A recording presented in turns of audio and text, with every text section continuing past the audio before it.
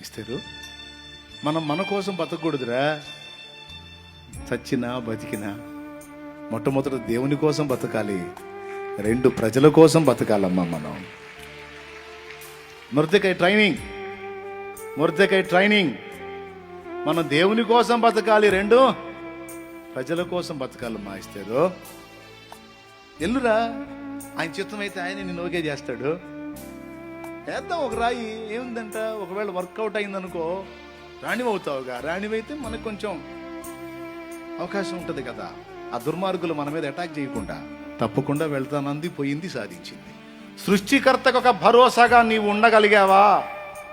నిన్ను బట్టి ఉన్నాళ్లే నా కుమారుడు అని ఆనందపడగలడా? సృష్టికర్తగా తృప్తి ఉందా? ఉందిలే నా కుమార్తె, ఉన్నాళ్లే నా కుమారుడు.